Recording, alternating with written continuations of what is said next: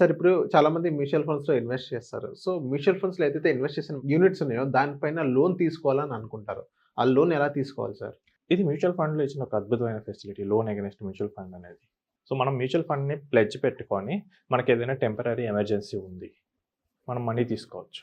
అది కూడా మనకి సేమ్ డే క్రెడిట్ అవుతుంది. ఓకే. నేను చూసిన చాలా సిట్యుయేషన్స్‌లో 1 అవర్ లోపే క్రెడిట్ అయ్యాయి. సో, మనం అసలు లోన్ అగైన్స్ట్ మ్యూచువల్ ఫండ్ ఎందుకు వాడాలి అనుకుంటే, ఒకటేంటంటే మనకి మార్కెట్ గ్రో అవుతుందని నమ్మకం ఉండొచ్చు. ఇప్పుడు చూస్తే గనుక ప్రెజెంట్ మార్కెట్ డౌన్‌లో ఉంది. మార్కెట్ డౌన్‌లో ఉన్నప్పుడు రిడీమ్ చేయటం it's a bad idea. Yes. But మనకు అవసరం ఉండొచ్చు. ఈ టైంలో ఏంటంటే మనం మ్యూచువల్ ఫండ్ యూనిట్స్‌ని ప్లెడ్జ్ చేసుకొని కొంత మనకు ఎంతైతే అవసరం ఉందో ఆ అమౌంట్‌ని మనం వాడుకోవచ్చు. తీసుకొని మళ్ళీ అందులో ఇన్వెస్ట్ చేయొచ్చు. ఇన్వెస్ట్ చేయొచ్చు, వాడుకోవచ్చు, ఏదైనా గానీ. ఓకే. సో, ఇప్పుడు నాకు వాడుకున్న అమౌంట్‌కి మాత్రమే నేను ఇంట్రెస్ట్ కట్టాలి. సో, ఇప్పుడు కొన్ని కంపెనీస్ ఆల్మోస్ట్ ఒక 5-6 ఇయర్స్ వరకు రీపేమెంట్ టెన్యూర్ ఇస్తున్నాయి. ఇప్పుడు నేను ఒక 10 లాక్స్ ఇన్వెస్ట్ చేశాను. నాకు ఒక 2 లాక్స్ సమ్ ఎమర్జెన్సీ అవసరమైంది. మార్కెట్ డౌన్‌లో ఉంది. నాకు తీస్తే లాస్ అవుతాను. ఇప్పుడు ఏం చేయాలి? ఎమర్జెన్సీ నేను ఆపుకోలేను కదా!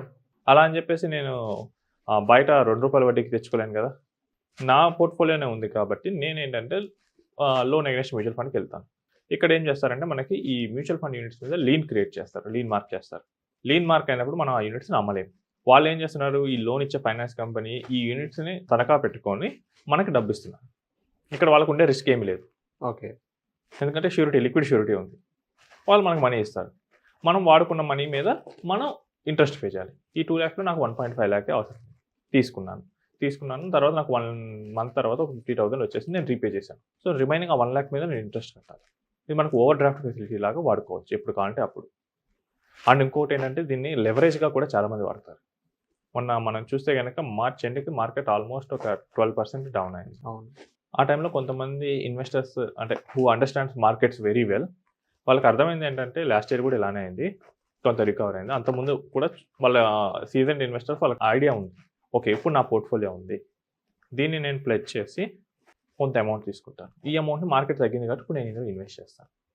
సో, వాళ్ళకి ఒక 10 లాక్స్ ఉంటే ఒక 4 లాక్స్ ఆర్ 5 లాక్స్ లోన్ తీసుకున్నారు.